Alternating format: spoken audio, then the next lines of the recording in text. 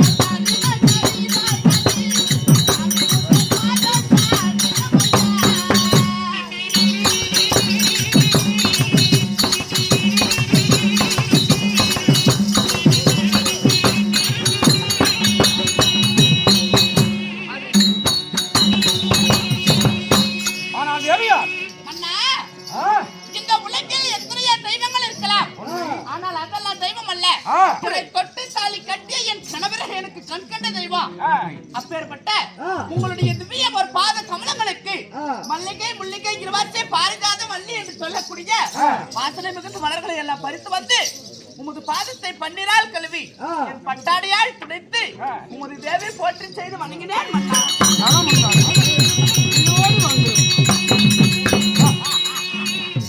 கணவனுடைய திருவடி வாதத்தை வழிந்தபடினால் இந்த படர்ந்த உலகத்தில் சரி என் தேவியாகப்பட்டவள் எப்படி எல்லாம் இருக்க வேண்டும்?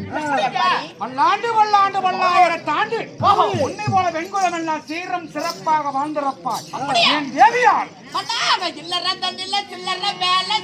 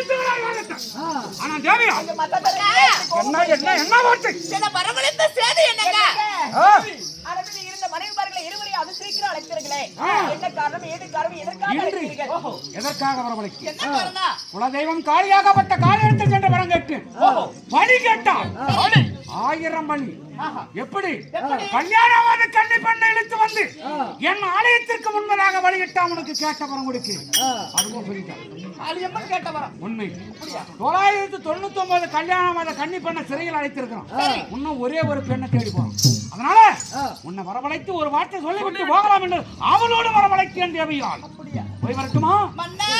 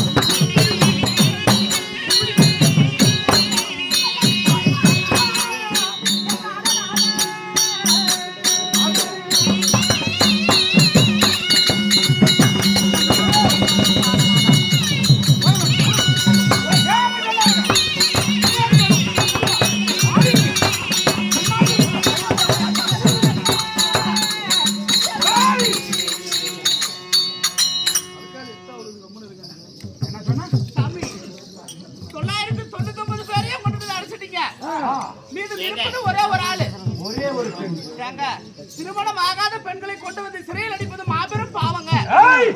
இல்லை என்றால் எனக்கு அழியாத வரத்தன பெற வேண்டும். அப்படியா? அந்த பாவையா பாருங்க, இந்த கட்டி மனைவியுடைய வார்த்தை நீங்க கேட்க மாட்டீங்க. அதனால எப்படியும் போங்க போங்க, போயிட்டு பதனமா வந்து என்ன போங்க, போயிட்டு வாங்க. நான் தான் போயிட்டு வர சொல்லிட்டேன்ல, பார்த்து பதனமா போயிட்டு வாங்க. எஸ் சாமி. சென்று வருவீர் மன்னவா.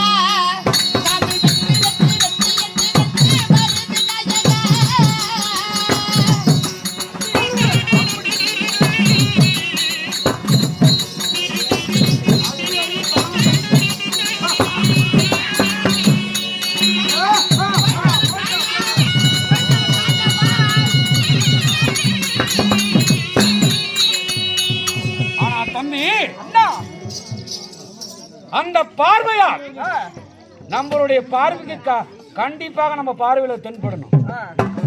அந்த கண்ணியால் நம்மளுடைய கண்களுக்கு நிச்சயமாக தென்படணும்.